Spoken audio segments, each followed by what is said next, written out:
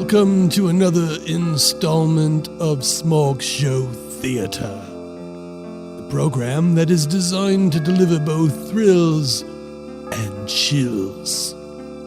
Normally, the SmorgShow players reenact classic radio dramas, but in this episode, we aim to deliver something quite unusual.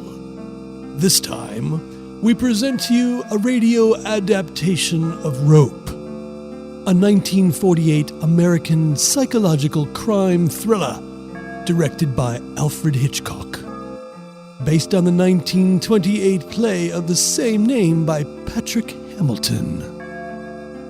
In our story, just before hosting a dinner party, Philip Morgan and Brandon Shaw strangle a mutual friend to death with a piece of rope, purely as a Nietzsche-inspired philosophical exercise.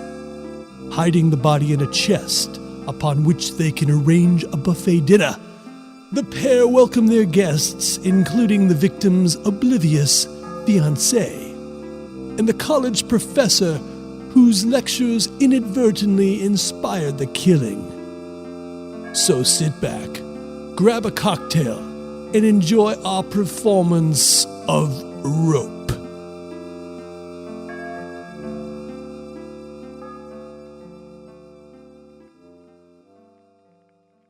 I'm turning on the lights. Don't. We've got to see if there's anything we've missed. I know. But not just yet. Let's stay quiet this way for a minute. Philip, we don't have too much time. It's the darkness that's got you down. Nobody feels really safe in the dark. Nobody's ever a child, that is. I'll open these curtains, all right? There. That's much better.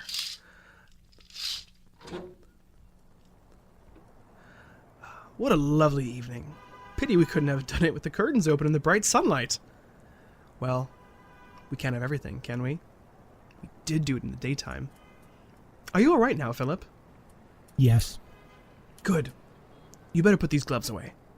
Put them in my checkbook drawer behind the metal box.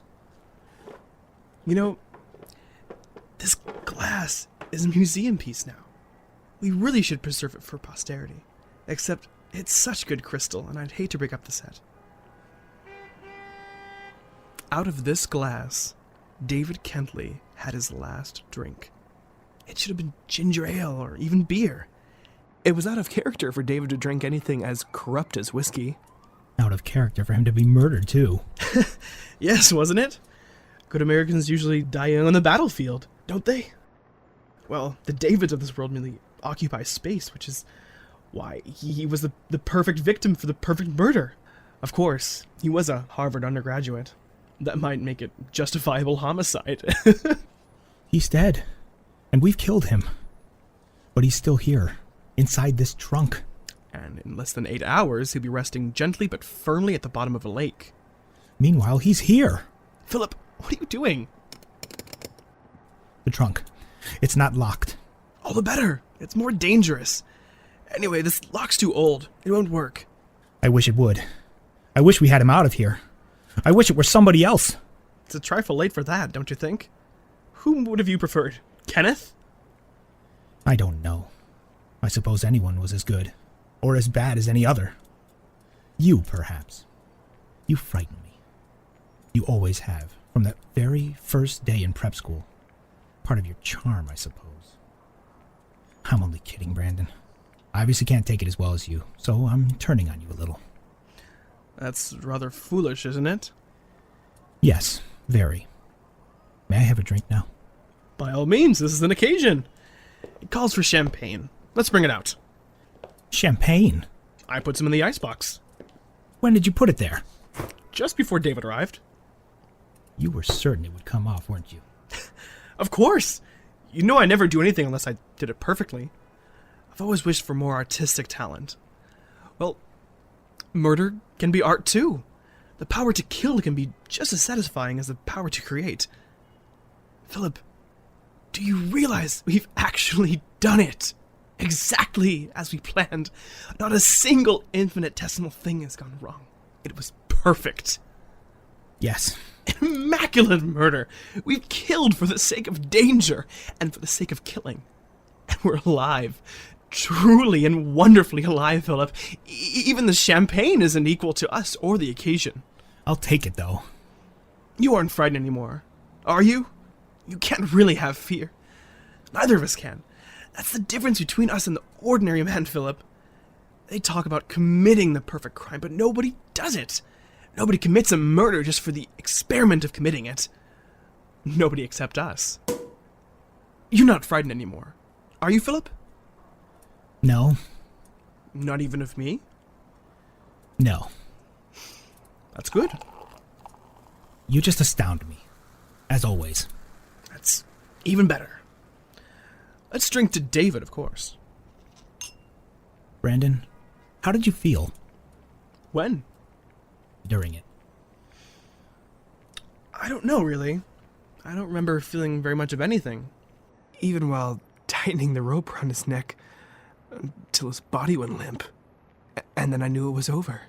And then? And then I felt tremendously exhilarated.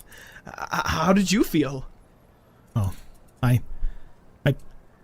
Brandon, you don't think the party's a mistake, do you? No, Philip. The party is an inspired finishing touch to our work. It's more. It's the signature of the artist. Why, not having it would be like, Painting the picture and not hanging it? I don't think that's a very good choice of words. It may turn out to be a little too choice, thanks to the party. Rot. We have the food. The dining table is set. This party will be the most exciting ever given. With these people? Oh, they're a dull crew, all right. The Kedleys couldn't be duller if they tried. But we did have to have them. After all, they are David's mother and father. That doesn't make them any easier to talk to. Don't worry. Janet will be buttering them up, poor girl. She's banked everything on hooking David. But somehow, I don't think she's going to succeed. Do you? No. Somehow, I don't. Well, she can switch back to Kenneth tonight. You must admit, it was most considerate of me in view of, Philip. What? Here. Take the candlestick from the other end of the table. What for? Never mind. Come with me and bring that candlestick. What's all this about? You'll see, it's brilliant. What the devil are you doing putting the candlesticks on top of the trunk? Making our work of art a masterpiece. Brandon, you're going too far. Why? What do you mean? I just thought it'd be nice to have supper in here. We can serve the food off from this trunk. We'll set it just like how Mrs. Wilson set the dining room table. Only we'll be in here. Isn't it a good idea? Well, at least this way no one will try to open the trunk. I don't think you appreciate me, Philip. I'm beginning to, Brandon. Well, come on. We don't have much time. Let's move the tablecloth, plates, and silver in here. Mrs. Wilson will be back to the apartment soon. Oh, did you remember to take Mrs. Wilson's key? I remembered. I told her I lost mine, so she gave me hers. Oh, good. How are you going to explain the change in dinner tables to Mrs. Wilson? I'm not. We've got to have some excuse. We don't want to leave our guest of honor alone during supper.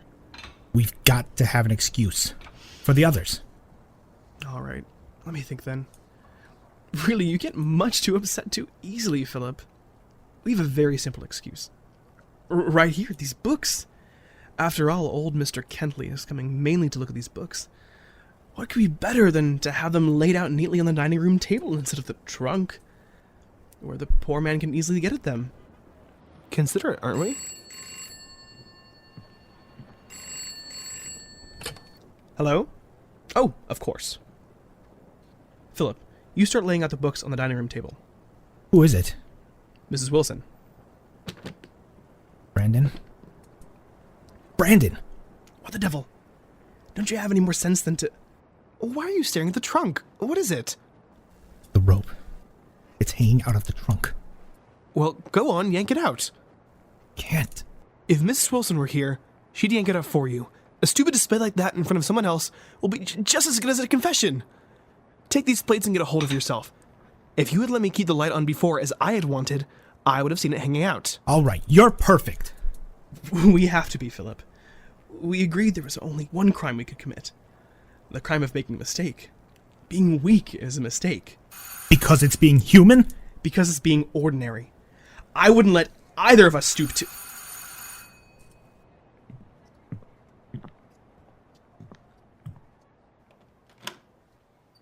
You owe me $2.40 for taxis, including the tip. If it weren't for the traffic, I'd have been here half an hour ago. It's just as well. We didn't expect you back until now. I went to 5 stores for the special pâté we like. But the prices, good grief. I didn't see any reason for throwing away good money, so I went downtown to that little delicatessen where Mr. Cadell goes. But I tell you, the next time we give a party, I'm only going to serve... Good evening, Mrs. Wilson. What, may I ask, is happening to my dining room table? We're just moving the things from the dining room table into the other room. Well, I personally thought my table was quite lovely. Oh, it was quite lovely. But Mr. Kentley is coming to look at these old books I had in the trunk. You wouldn't want the poor old man to have to get on his knees to see them. Well, I think it looks downright peculiar to serve dinner on a trunk instead of a table. Peculiar? Very peculiar, particularly those candlesticks on that trunk. They don't belong there at all. On the contrary, I think they suggest a ceremonial altar, which you can heap with the foods for our sacrificial feast. Heap is right. There just isn't enough room for me to set things out properly, is there, Mr. Phillip? You can make do. You two will be the death of me. What's to be done with the books? We'll lay them out on the dining room table. It's a crazy idea, if you ask me. I have too much to do to discuss this thoroughly. I still think it's peculiar. Who serves a buffet from a trunk? Philip, what on earth is the matter? You look frightened. I was sure she'd notice. Notice what? The rope you're swinging in your hand, of course. We've got to hide it. Why? Why? Yes, why? It's only a piece of rope. An ordinary household article. Why hide it? It belongs in the kitchen drawer, where I'm going to put it. Mrs. Wilson, Yes? there's champagne in the icebox. We're not giving them champagne. We are. Well, if it's going to be that kind of party, I'd better doll up. We only served champagne at Mr. Cadell's on very high occasions. Matter of fact, he and I once had a glass together. On my birthday. Tonight, Mrs. Wilson, you'll have an opportunity to renew that romance. Mr. Cadell's coming. Oh my, Mr. Cadell is terribly nice. Rupert's coming? Yes, I thought I told you. No, you didn't. I'm going to put this in the icebox. I thought you liked Rupert. I do. Well, then, Of all the people on this earth, Rupert Cadell is the one man likely to suspect. he's the one man who might appreciate this from our angle. The artistic one. That's what's exciting. I'm glad it excites you. It frightens me. Keep your voice down. It would have been too easy with the others, Philip, and too dull. As for Rupert, I once thought of inviting him to join us. Why didn't you? The more, the merrier. He hasn't the nerve. Oh, intellectually he could have come along. He's brilliant, but he's a little too fastidious. He could have invented and he could have admired, but he never could have acted. That's where we're superior, Philip. We have courage. Rupert doesn't. Philip, you've got your sleeve in the celery. Oh, the guests are here. Are we ready? Ready as we'll ever be. Philip, don't be so busy at the piano that you don't eat. You're getting too thin. And don't let them gobble up all that pâté before you have any. Let's hope it's a success. I'll open the door. There wouldn't be this last-minute hustle-bustle if you'd kept my table. Now the fun begins. Hello, Kenneth. Come in. How are you, Brandon? Fine. Just put your hat there. Thank you. It's been quite a while. Yes, that's why I sounded so stupid on the phone. Surprised, I guess, when you invited me. Hello, Kenneth. Good to see you. You too. Been up to much lately? Oh, nothing to speak of. You? Trying to get ready for exams. I have to start cramming before everyone else. Say, am I the first to arrive? You are. Why is it I'm always too early at parties? Probably because you're always on time. Mrs. Wilson, champagne? Oh, it's someone's birthday, is it? Don't look so worried, Kenneth. It's really almost the opposite. The opposite. Philip's bidding the world a temporary farewell. I'm driving him to Connecticut. Oh? Where are you going? Just to Brandon's mother's place for a few weeks. I'm to be locked up. What? To make sure he practices 6 hours a day. I finally wrangled a debut for him. At town hall at that. That's wonderful. I hope you knock him dead. Thank you. Hey, I feel pretty honored. Oh, why? Well, it looks like a pretty small farewell party. Well, we're really killing two birds with one stone. The party's also for Mr. Kentley. David's father? Yes? Oh. Is David going to be here? Of course. Who else is coming? Oh, no one you don't know. If that's what's bothering you. The Kentleys, Janet Walker. Janet? Yes, I thought you'd be glad to see her. Won't you be? Brandon, Janet and I are all washed up. Didn't you know? I'm sorry, I didn't. Well, you knew, Philip. I heard vague rumors, but I never pay attention to that sort of thing. I wish you had. Why? Well, you see, Janet and David are... Cheer up. I have the oddest feeling your chances with the lady are better than you think. Hello, ducks. Janet! Angel, be careful of my hair. It took hours. You smell dreamy. What is it? That swill you gave me last Christmas. I knew I had good taste. You do. You look lovely. I won't by the time it's all paid for. Was that funny? I never know when I'm being funny. Whenever I try to be, I lay the bomb of all time. Philip, sweet. Hello. Say, what's this rumor I hear about you in town hall? I bet you're gonna play a foul trick on all of us and become horribly famous. Hello, Ken. I believe you've met. Hello, Jan. That was fascinating, wasn't it? I seem to have run down. What would you say to some champagne? Hello, Champagne. You see what I mean about trying to be funny? How have you been, Ken? Fine, thanks. How's the new job? What are you doing? Writing that same dreary column on how to keep the body beautiful. For whom this time? Oh, for an untidy little magazine called Allure.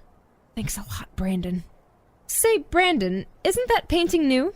Yes, it is. Do you like it? Well, what is it? A new young American primitive. I have a new young American sister. She's only 3 and her stuff is really primitive. You dirty dog. Why? Didn't I notice another new one when I came in? I don't think so. Which? This one in the foyer. Come here. I could really strangle you, Brandon. What have I done now? At times, your sense of humor is a little too malicious, chum. What are you chattering about? Why did you invite Kenneth? Well, why not? You know perfectly well why not. We called it quits ages ago, and I'm practically engaged to his best friend. David? Yes, David. Which makes everything just ginger peachy. I'm terribly sorry, but it is difficult trying to keep up with your romances. After me came Kenneth, now it's David. Why the switch from Kenneth to David anyway? Obviously, I think he's nicer. Well, he's certainly richer. That's a new low, even for you, chum. Hey, Brandon, I hear Rupert's coming. He was invited, but you never know with Rupert. I hope he does come. How is he? Who is he? Rupert Cadell was our housemaster at prep school. Housemaster for you 3 little dears? 4 little dears. He tried valiantly to teach David, too. Rupert's a publisher now, isn't he? Successful? Maybe he can give me a job. Rupert only publishes books he likes, usually philosophy. Oh. Small print, big words, no sales. Right. Rupert's extremely radical. Do you know that he selects his books on the assumption that people not only can read but actually think? Curious fellow, but I like him. You always did. Golly, those bull sessions you and Rupert used to have in school. Brandon would sit up till all hours at the master's feet. Brandon, at someone's feet? Who is this Rupert? He used to tell you the weirdest things. Really? What sort of things? I suppose Kenneth means Rupert's impatience with social conventions. For example, he thinks murder is a crime for most men, but... A privilege for the few. It's all right, Mrs. Wilson. I'll answer the door. Mr. Kentley! I'm so glad you could come. Thank you, Brandon. Mrs. Kentley isn't well, so I took the liberty of bringing my sister-in-law, Mrs. Atwater. She's been staying with us. Delighted to have you, Mrs. Atwater. Delighted to come, dear boy. I've been in New York for 2 weeks. Alice has been ill almost the whole time, and Henry is forever cataloging his library. Oh, no, Anita. Occasionally. I even read some of my books. But I'm on a visit, Henry, and this is just my second party. Of course, I suppose it is only fair. Let me take your things, dear. Thank you. I'm sorry to hear Mrs. Kentley is ill. Oh, it's just a cold. Colds can be very dangerous this time of year. I hope Mrs. Kentley is staying in bed with lots of fruit juice. She is, thank you. That'll do the trick. Colds? Dangerous in this heat? I don't understand that at all. Exactly 2 years ago this summer, I had one myself. I was down for 3 weeks. The doctors were ready to give up when... Excuse me. This way, Mrs. Atwater. David! Where? No. You've made a mistake. This is Kenneth Lawrence. Oh, forgive me. It's all right, Anita. Kenneth is often mistaken for David, even by people who aren't nearsighted. Kenneth, we haven't had much opportunity to observe the resemblance lately, my boy. Been studying, have you? I've been trying to, sir. Your resemblance is only physical. I believe you both know Miss Walker. Janet, my dear, I finished working out your horoscope just before we left. Oh, tell. The stars are very kind. They indicate a marriage very soon to a tall, blonde young man with a very lovely father. Now, Anita, I told you all that a week ago. Well, I suppose you did, but the stars confirm it. Wonderful. Mrs. Atwater, may I present Mr. Philip Morgan? How do you do? Nice to meet you, Miss Atwater. May I get you some champagne? Oh, I should adore some. Daddy used to have a glass every morning at 11. But of course, Henry... Mr. Kindley, may I get you some? I'd prefer a little scotch with a lot of water, if you don't mind. Brandon, isn't David here? I expected him to come with you. He called and said he'd meet us here. Where did he call from? Our maid spoke to him. He was probably at the club studying. The trouble with David is he doesn't have to study. He's too bright. Well, he does all right. Very much so. How's Mrs. Kentley? As usual, it's a cold this time. I hope David arrives soon. She wants him to call her. He's her only child, Mr. Kentley. He's my only child, too. But I'm willing to let him grow up. Why don't I call and tell her that he's been detained? Oh, you mustn't pamper her. David might even have stopped off to see her. Brandon, may I use the phone? Of course. It's in my bedroom. How cozy. Aren't you ready for another drink? I will be as soon as I finish this drink. Okay, I am ready, thank you. What a charming young man. I wish David saw more of him. Yes, I'll go and call. Kenneth, there's too much air in your glass. Mine's fine. Thanks. Would you mind taking this drink into Janet? Sure. Why? No particular reason. It's hers, and I thought you might like to take it to her. She's in the bedroom. Telephoning. And then you'd like David to walk in. No, that would be too much of a shock. Are you going to play the piano, Philip? How lovely! Your wife sends her love. David wasn't there? No. He'll probably be here in a minute, though. Your touch has improved, Philip. Rupert! I was beginning to think you weren't going to show.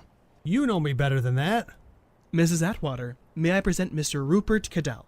Delighted. Mr. Kentley? Thank you. How do you do, Mr. Kentley?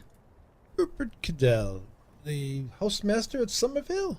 I used to be. Then you must have taught my son David. You flatter me. How do you do? Hello, chum. Oh, Miss Walker. How did you know? Brandon's spoken of you. Did he do me justice? Do you deserve justice? Well... Why, little Kenneth Lawrence, how you've grown. Hello. Kenneth, school's out. You can say it. Rupert, you're the same as ever. It's awfully good to see you again. Why? Well... Don't mind me. I'm very pleased to see you again. And that bears a curious resemblance to champagne. It is. And such good champagne. What's the occasion? I told you over the phone. It began as a little party for Mr. Kentley, so he could look over the first editions. Then it turned out Philip and I were going up to the country tonight. You told me that too, Brandon. Did I? Yes.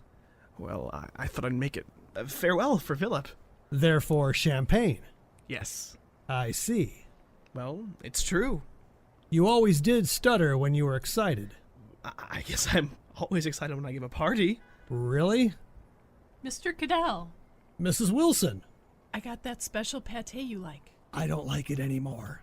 Oh, no. No, I'm just teasing. You're awful.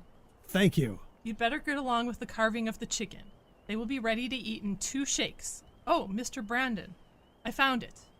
I have the least notion what it was she lost. Wonderful Mrs. Wilson. I may marry her. The food looks heavenly. I hope David gets here soon. Yes, where is David? I haven't the faintest idea, but he's so late and Mr. Kentley's getting annoyed. And you? Me? I'm hungry. Exactly what is this, Brandon? A chest I got in Italy. No, I mean, why are we eating off it? Oh, I've turned the dining room into a library. Trust you to find a new use for a chest. One was always turning up in the bedtime stories he told in prep school. The mistletoe bough, that was your favorite tale, wasn't it? What was that one about? Oh, I don't quite remember how it started. It was about a lovely young girl. She was a bride-to-be, and on her wedding day she playfully hid herself in a chest.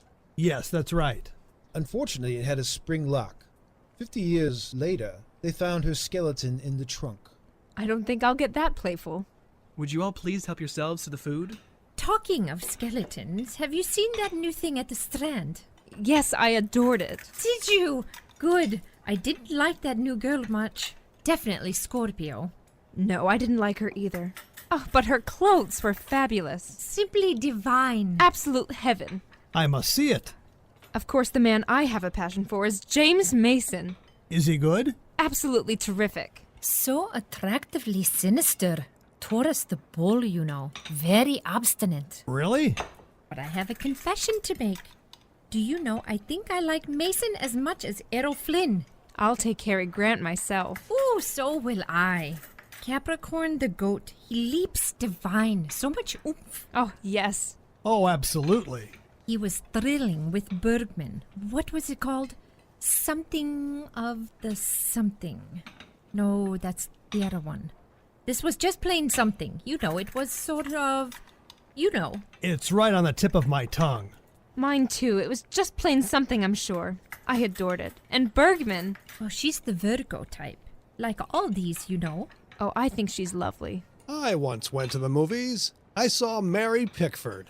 I was mad about her. Didn't you love her? Oh, I don't know. Virgo type, rather. Like all of these, you know. Yes, but what did you see her in? I can't quite recall. The something, or was it just plain something, I think? Or something like that. Something very like it, anyway. I don't believe you ever went. Janet, if I were you, I'd go easy on the pate, dear. Calories. Philip, would you mind helping Mrs. Atwater? I'd be glad to. Sit down, Mrs. Atwater. I'll bring a plate of food to you. Thank you so much, dear boy. I must apologize for David. I can't think what's keeping him. He's only in town for the weekend, Mr. Kentley. And David is a very popular young man. Here, Philip, let me help. White or dark meat? A little of both on this plate for Mrs. Atwater. What about you? I don't eat chicken. How queer. I never heard of anyone who didn't eat chicken. Did you, Brandon? Oh, you probably did. Why don't you eat it, Philip? I just don't. There must be a reason. Freud says there's a reason for everything, even me. There's no reason, Janet. As I remember, you have a very funny reason, doesn't he, Brandon? Yes. I knew there had to be one. What is it? Oh, it's nothing too much. I think it's quite fascinating. Come on, Brandon, please. Well, it happened about 3 years ago in Connecticut. Mother has a farm on her place there, you know. We were going to have chickens, so we walked over to the farm. It was a lovely Sunday morning in late spring. Across the valley, the church bells were ringing. And in the yard, Philip was doing likewise to the necks of 2 or 3 chickens. Oh, dear. It was a task he usually performed very competently. But on this particular morning, his touch was perhaps a trifle too delicate, because one of the subjects for our dinner table suddenly rebelled. Like Lazarus, he rose from the... That's a lie. Philip! There isn't a word of truth in the whole story. I never strangled a chicken in my life. Just because... I never strangled a chicken, and you know it. Oh, forgive me, but it just seemed very funny, you two being so intense about an old dead chicken. Sorry. We were ridiculous and very rude. I apologize for the both of us. And the story. Is it all over? I'm afraid so, Rupert. What a pity. In a moment, you might have been strangling each other instead of a chicken. Mr. Cadell, really? Well, a man's honor was at stake. And personally, I think a chicken is as good a reason for a murder as a blonde, a mattress full of dollar bills, or any of the customary unimaginative reasons. Now, you don't really approve of murder, Rupert, if I may. You may, and I do. Think of the problems it would solve. Unemployment, poverty, standing in line for theater tickets. I must say, I've had a perfectly dreadful time getting tickets for that new musical. What's it called? You know. The something with what's-her-name. My dear Mrs. Atwater, careful application of the trigger finger and a pair of seats in the front row is yours for the shooting. And have you had any difficulty getting into our velvet rope restaurants? Frightful. A very simple matter. A flick of the knife, madame, and if you'll kindly step this way. No, step over the head waiter's body. Thank you, and here's your table. Rupert, you're the end.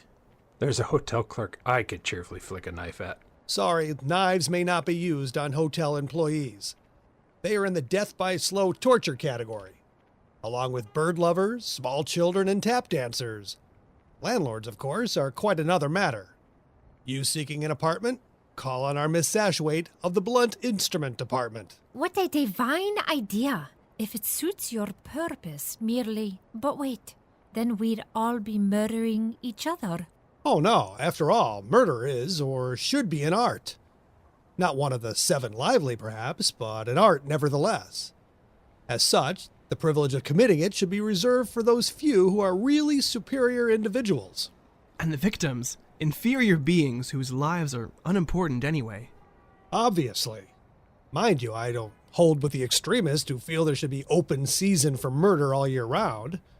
No, I personally would prefer having cut a throat week, or strangulation day, or... Probably a symptom of approaching senility, but I must confess I don't really appreciate this morbid humor. The humor was unintentional. But you're not serious about these theories. Of course he is. You're both pulling my leg. No, why would you think that? Well, Brandon, the notion that murder is an art which superior beings should be allowed to practice... In season. Now I know you're not serious. But I am. I'm a very serious fellow. Then may I ask you, who's to decide if a being is inferior and is therefore a suitable victim for murder? Well... The few who are privileged to commit murder. And just who might they be? Oh, myself, Philip, possibly Rupert. I'm sorry, Kenneth, you're out. I'm serious, gentlemen. So are we, Mr. Kentley. The few are those men of such intellectual and cultural superiority that they are above the traditional moral concepts. Good and evil, right and wrong, were invented for the ordinary average man, the inferior man, because he needs them.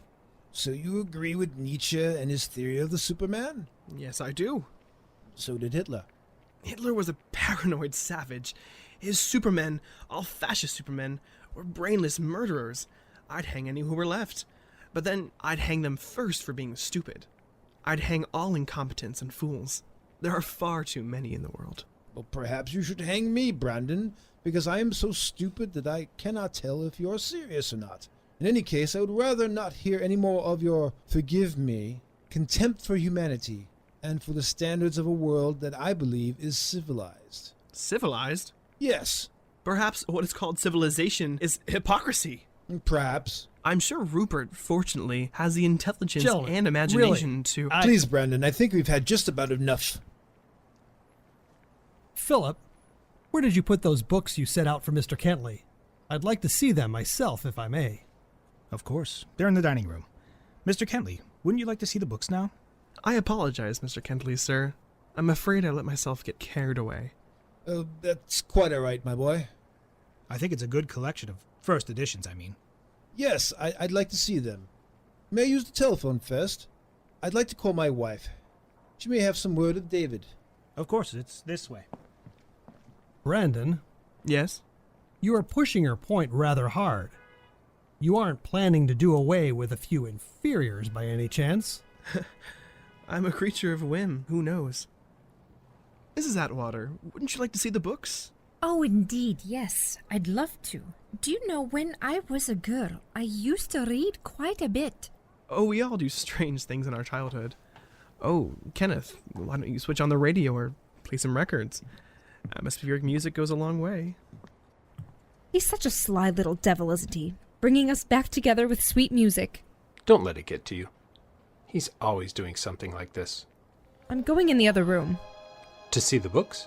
No, to let Brandon see me. Do you care what he thinks? I know what he thinks.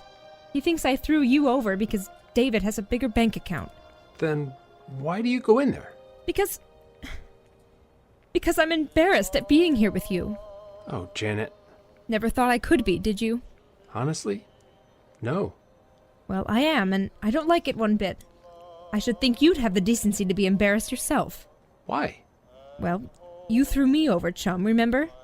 My wooden friend Brandon loved to know that. What's the matter? Nothing. I'm just thinking. What about? Female vanity. Well, I'm also embarrassed because... Go on. Well, you and David used to be such good friends. You're not now, and it's my fault. I'm such an idiot, girl. No, you're not. Then I'm certainly giving a good imitation of one. Why must I try and be so smart with everyone but David? Don't you kid with David, too? I relax with David. Thanks to you. To me? Yes. That grim Sunday at Harvard when you called it quits, David took me for a walk. My chin was about an inch from the ground. I just couldn't be the gay girl. I just relaxed and let everything pour out. The real me stuff. Did you hear that phrase? I hear myself saying things like that and... Oh, where's David? You know, I'm not very smart. Why? I never realized you were... Brandon and his atmospheric music. You are in love with David, aren't you? Yes. I don't get it. Brandon made a crack when I got here. He implied I'd have a chance with you again because David's out of the running. Wait, you mean before I got here, Brandon knew we had broken up? He even knew about you and David. What? Kenneth, he pretended to be completely ignorant when I told him. He said... What's going on here? I don't know, but I'm going to find out once and for all. Brandon. Yes? May I see you for a moment? Certainly. Why can't he keep his hands off people? Well, just exactly what are you up to? Up to getting you a coffee, if you'd like. Let's dispense with the charm. I'd like to know why you had the gall to tell Kenneth he wouldn't have to worry much longer about David and me. I don't think that's precisely what I said, Kenneth. It's what you implied, and I want to know why. Some women are quite charming when they're angry, Janet. Unfortunately, you're not. Cut that out, Brandon. Chivalry rears its ugly head. I don't believe David's coming. Wait and see. I don't have to. He's never this late. He's never late at all. If something had come up, he'd have phoned. I think you deliberately arranged it so that he wouldn't come. How clever of me. I might have known you couldn't just give a party for Mr. Kentley. You'd have to add something that appealed to your warped sense of humor. I hope you've enjoyed yourself, Brandon. I haven't.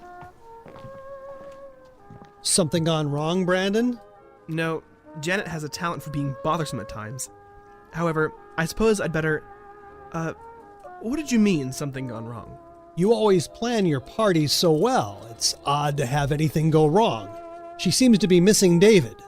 As a matter of fact, I'm beginning to miss him myself. Aren't we all? I'm going to help Mr. Kentley with his books. 2 desserts, Mr. Cadell? One for you and one for me, my love. The others don't seem to be in the mood for ice cream. Well, they could all do with a little cooling off. My, it's a peculiar party. Not that that surprises me. Why not? I could have predicted it this morning. Both of them must have got up out of the wrong side of the bed. They've been in quite a state all day. Mr. Brandon says he's always in a state when he gives a party. First time I've seen it. Usually he lets me prepare everything my own way. But look at this. The chicken's hardly been touched. What was so different today? What wasn't? Mr. Brandon was in the maddest rush for me to clean up and get the table set. And it looked so lovely. But when I was whisking out to do shopping, he suddenly told me to take the whole afternoon for it. The whole afternoon, after that mad rush in the morning. Did he say why? No, just a whim, I suppose. But when I came back, he and Mr. Phillip were going at it hammer and tongs. Oh? What about? Even if I did know, do you think I'd tell? Well, I hope so. Not me. I'm like the grave. Look at this mess. Just makes double the work. After I have this cleaned off, I have to clear all those books off the dining room table, bring them in here, put them back in the chest, which is where they were in the first place. Why did you serve from here anyway? It wasn't my idea. I had everything laid out in the dining room, and it was just beautiful. And this trunk, it doesn't have half the room. We couldn't even put the flowers on it. Is she still harping on her table and how awkward it is to serve from this chest? It's much more convenient, you know. Because this way, people don't have to go all the way into the dining room to get food and then come all the way back to eat it. Seems to me they've gone there now for their dessert and coffee. Mrs. Wilson, please, serve the guests. Don't lecture them. We did get up on the wrong side of the bed, didn't we?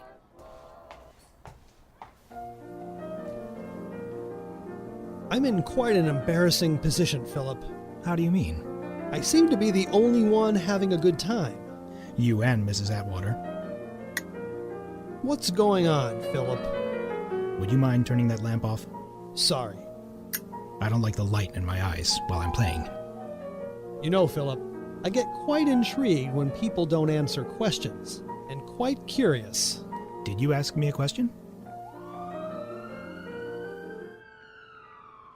Yes, Philip, I asked you a question. Well, what was it? I asked you what is going on here. A party. Yes, but a rather peculiar party. What's it all about, Philip? What's what all about? Stop playing crime and punishment, Rupert. If you want to know something, come out with it. Otherwise... Now, temper. Don't stop playing. I'd like a drink. I'll get it for you. Keep playing. What would you like, scotch? No, brandy. You're very fond of that little tune, aren't you?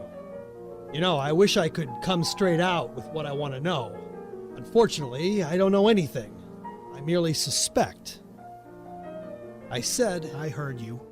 Thank you for the drink. Do you use this metronome? Sometimes. I thought only beginners did. I must say... All right, Rupert. I'll ask you. What do you suspect? Oh, I've forgotten. But where's David, Philip? I don't know. Why? Brandon knows. Does he? Doesn't he? Not that I know of. Oh, come now. I don't. Why don't you ask Brandon? I have, but he's too busy maneuvering the other 2 points of the triangle. What for, Philip? Just what is Brandon trying to do with Janet and Kenneth? What are you laughing at? Nothing. What is it? What, am I so far off the track? There's nothing going on at all, Rupert. You're more than usually allergic to the truth tonight, Philip. That's the second time you haven't told it. Thanks. When was the first? When you said you'd never strangled a chicken. You're confused. Brandon dreamt that up for the sake of a very unfunny joke. No, he didn't, Philip. And if you'll think back carefully, you'll realize that I know he didn't. About a year ago, I was up at the farm, remember? One morning, I saw you display your handiwork. You're quite a good chicken strangler, as I recall. Well, I just meant that Brandon's story wasn't true. I didn't mean that I hadn't killed chickens. But that's what you said. Well, I didn't think it was a suitable topic for conversation while we were eating. You could have said that. All right, I didn't. We're not eating now, Philip. Why did you lie to me? Because I don't like to talk about... About what? Strangling chickens? I can't play with that thing! I want you to have these books. It's extremely generous of you, Brendan. I don't... Please. I know you appreciate first editions more than I, Mr. Kentley. It's very nice of you. Philip, what's wrong? You look upset. You and Philip must come to dinner very soon. I'll get David to fix the day. What's wrong, Philip? Don't you want Mr. Kentley to have the books? No, I don't care that he has them. What? What? I just think it's a clumsy way of tying them up, that's all. Tying them up with that rope is just clumsy. Oh? You called Alice a little while ago, didn't you, Henry? Yes. And no word from David? No. I don't think you really ought to worry. David's never had trouble taking care of himself. I know, but I can't understand this. Whenever he's been detained before, he telephones us. Isn't that so, Janet? Oh, yes. I remember once when David was still at home. Take it easy, Philip. Rupert's onto something. He isn't. Let up. I've got to have a drink. You've had enough. Take your hand off my arm. Don't you ever again tell me what to do and what not to do. I don't like it, and I'm not... Keep your voice down. I hope I didn't upset Philip. Oh, no, he's more likely mixing his drinks. You seem rather upset yourself. Do I? Yes, there's something upsetting both of you a great deal. Something that... Excuse me, there's a lady phoning for either Mr. Kentley or Mrs. Atwater. Oh, it must be Alice. I'll talk to her, Henry. All right. Down the hall and to your left, dear, in the first bedroom. Thank you. Mr. Kentley, do you suppose David could be at home? I don't know, Janet. I hope so. I hate to throw a damper, but if David was home, I'd think he'd be calling instead of Mrs. Kentley. Wouldn't you say so, Brandon? I wouldn't know. The David I remember was polite as well as punctual. He hasn't changed. Of course, if he's not home, where could he be? Don't ask me. I don't know. He might be at any number of places. Such as? The club, or the Bradleys are having a party. Why, he might have even gone down to Janet's. Why? Perhaps he decided to pick her up after all. I phoned my place after I spoke to Mrs. Kentley. He wasn't there? No, I left a message just in case. We might have a better chance of finding out where he is now if we knew where he was this afternoon. What do you think, Brandon? I have the least idea where he was this afternoon. Don't you think it would help if we found out where he was? I suppose so.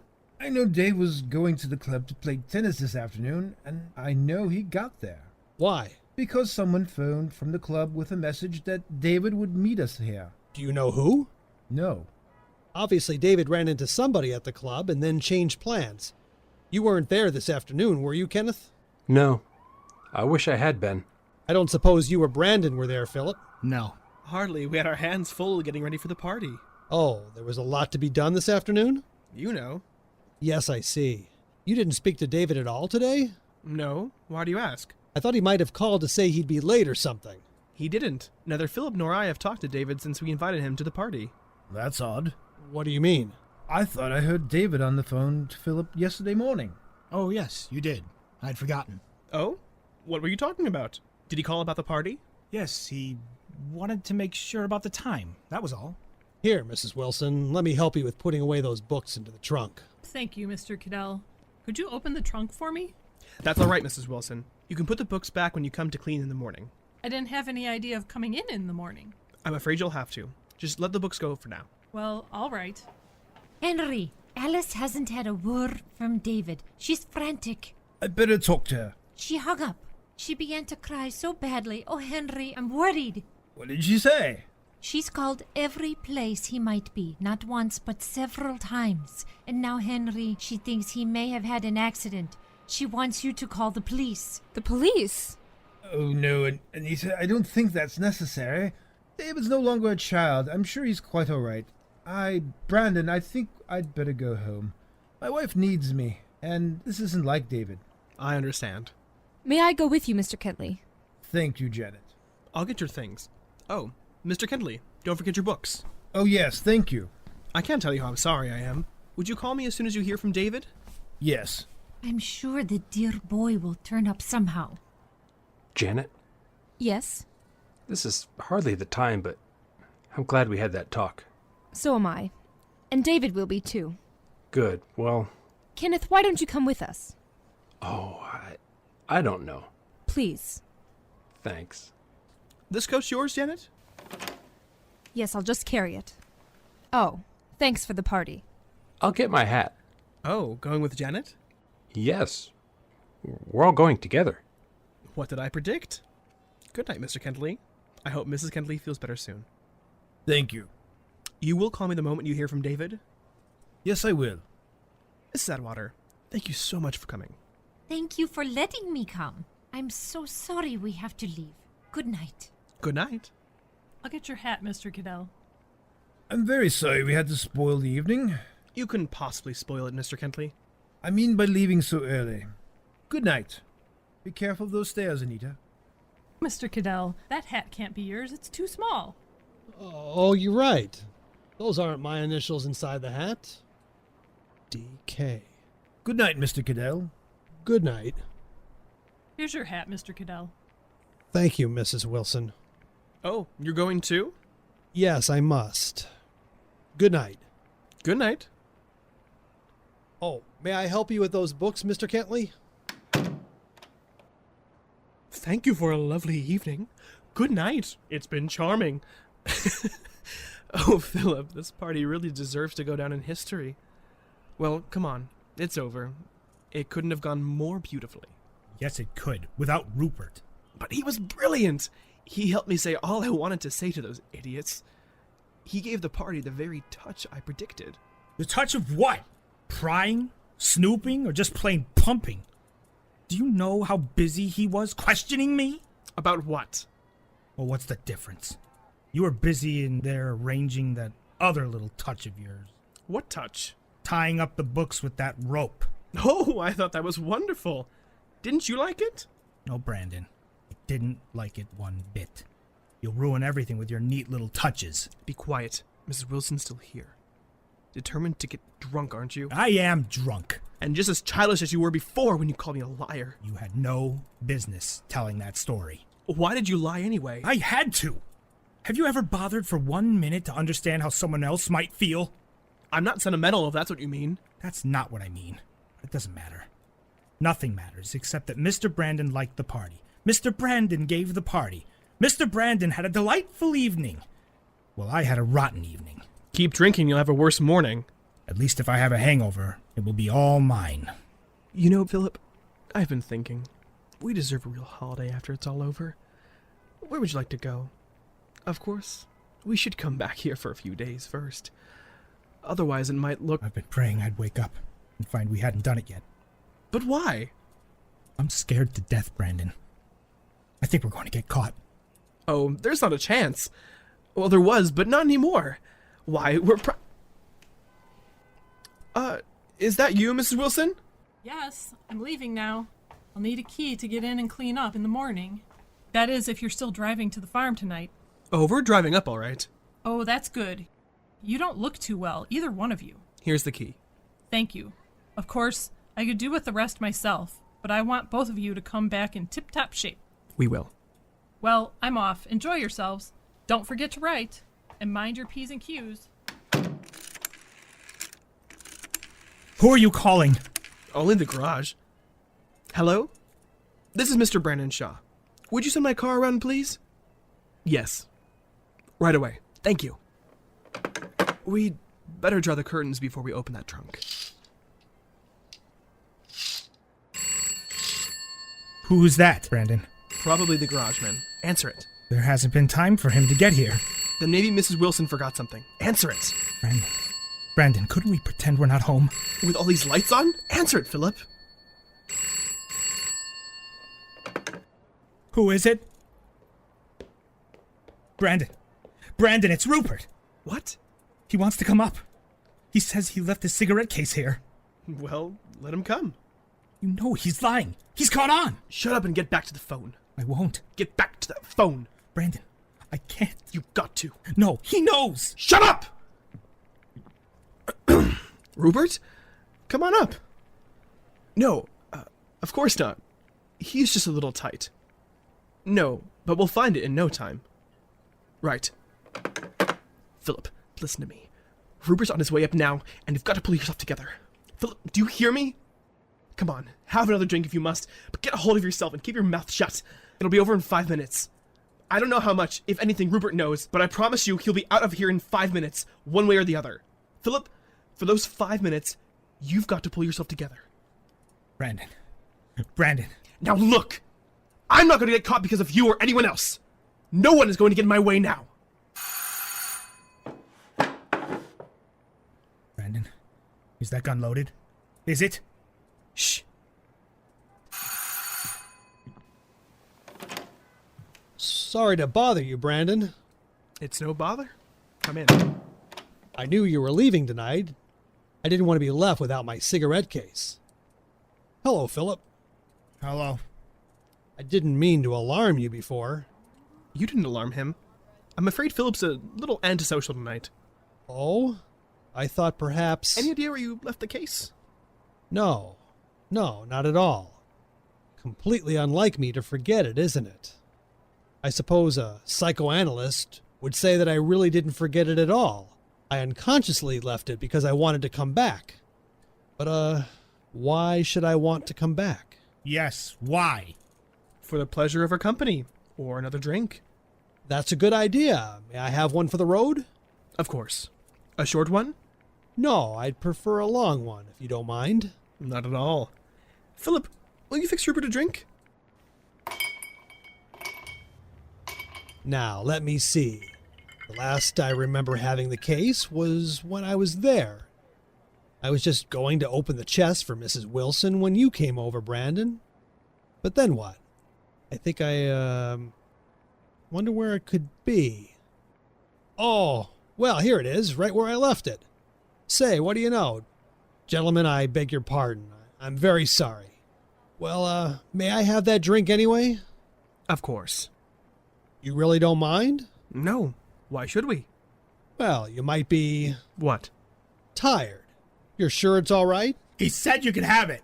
Thank you. Don't mind Philip. I'm afraid he's had a few too many. Why not? After all, it was a party. Well, it's very pleasant to sit here with a good drink and good company. I'm glad. Please don't let me be in the way. Of what? Well, I know you have things to do. What do you mean? Packing, last-minute odds and ends. You are driving up to Connecticut tonight, aren't you? Yes, but we're all packed. Oh, I see. Already. All except one guest who must be gotten rid of. Well, I'll be off as soon as I finish my drink. There's no need to hurry, Rupert. Thank you. I would like to stay a bit. Perhaps even see you off. I always hate to leave a party, especially when the evening has been unusually stimulating or strange like this evening. What do you mean, strange? Did I say strange, Brandon? You often pick words for sound rather than meaning. I don't exactly know what I meant, unless I was thinking about David. What was strange about David? His not showing up. You don't think anything really did happen to him, do you? What could have? He could have been run over or held up. In broad daylight? Yeah, that's right, I've forgotten. Yes, it must have been broad daylight when it happened. When, what happened? When whatever did happen to David. Nothing, probably.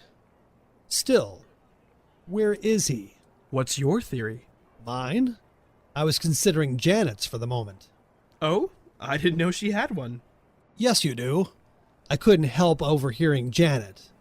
I gather she thinks you kidnapped David or did something to prevent him from coming. I'm not interested in Janet's prattle, but you always interest me, Rupert. Do you think I kidnapped David? Well, it's the sort of mischief that would have appealed to you in school for the experience, the excitement, the danger. But it would be slightly more difficult to pull off now, though, don't you think? You'd find a way. How? I mean, suppose you were I. How would you get David out of the way? You're much better at this sort of thing than I am. But what would you do if you were I? Well, if I wanted to get rid of David, I'd invite him for a drink at the club or some quiet bar. Or better still, I'd invite him here. Then no one would see us together. That's good. No witnesses? Yes, that's right. Then what? Well, let me see. At the appointed time, David would arrive. I'd walk slowly into the hall. I'd greet him, tell him how fine he's looking and so forth, and take his hat. Then I'd bring him in here, make some small talk to put him at ease, probably offer him a drink, and then he'd sit down. I tried to make it all very pleasant, you understand? Yes. Philip would probably play the piano. Now, as I recall, David was quite strong. He'd have to be knocked out. So I'd move quietly around behind the chair and hit him on the head with something. His body would fall forward on the floor. Then where would you put him? Well, let me see. Well, I think I'd get Philip to help me carry him out of the room, down the back stairs, and the two of us would put him out into the car. You'd be seen. What?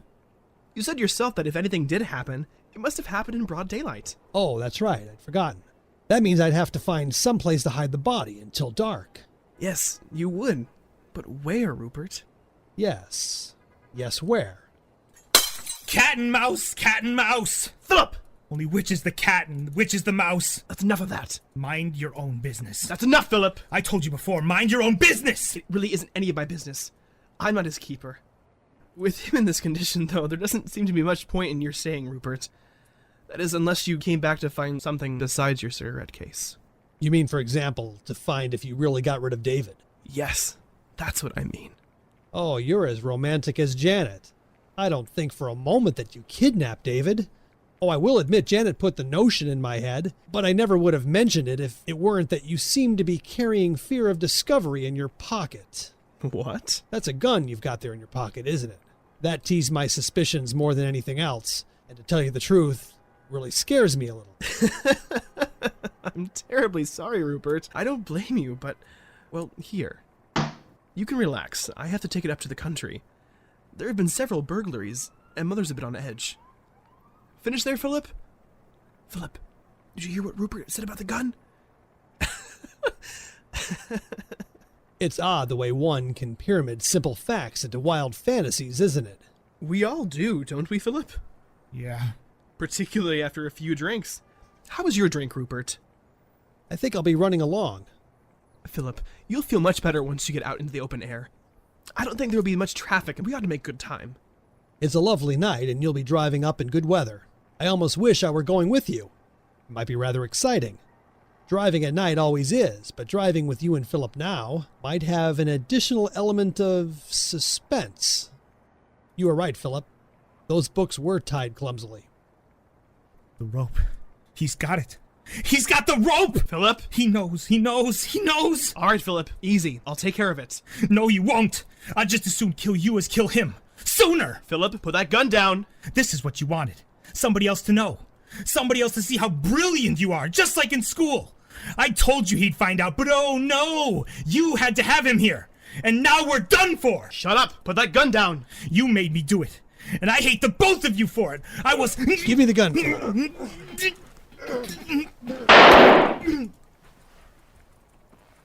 Stupid babbling drunk. I'm sorry, Rupert. Are you okay? Yes. Yes, it's all right. If you really want to kill, you don't miss. Not at that range. Of course he didn't want to kill you. He doesn't know what he was doing, any more than he knew what he was saying. He's becoming an alcoholic. Rupert. Brandon, will you step over there, please? Philip's drunk, Rupert. Surely you don't take those nightmare ideas of his seriously.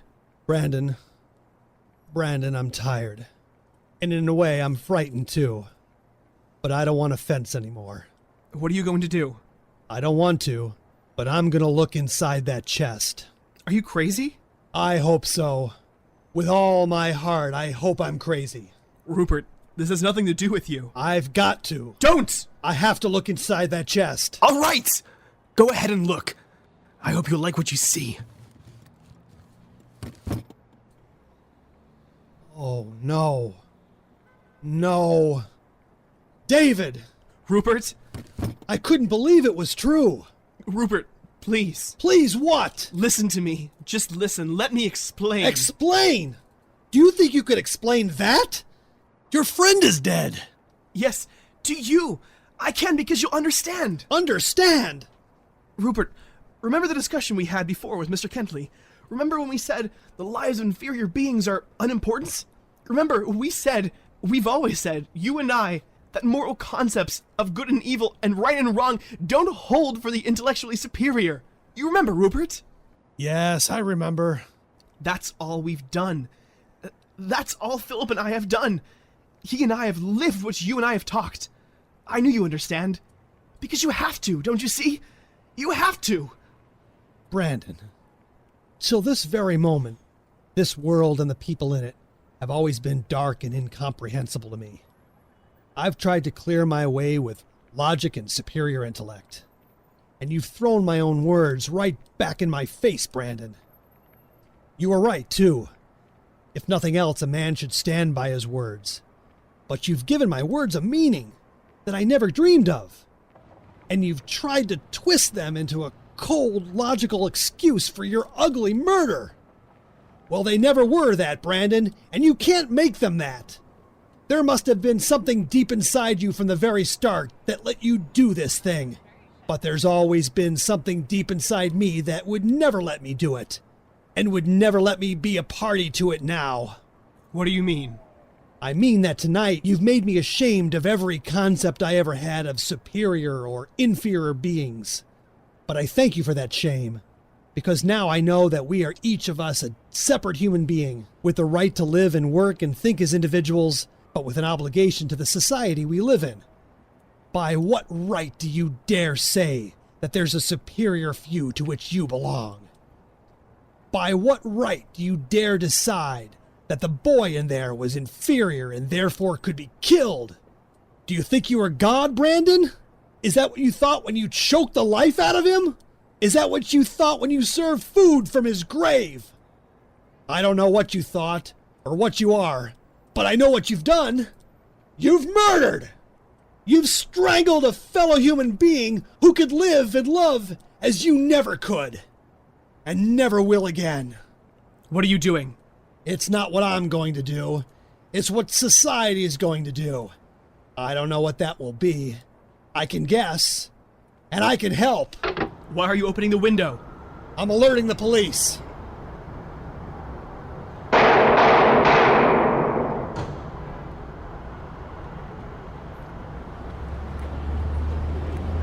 Was that a gun? Yes, there were shots fired. Must be from the next street. We think it came from here.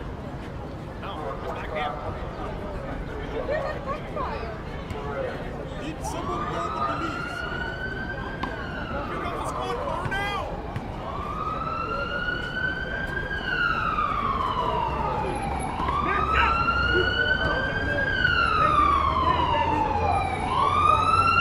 They're coming.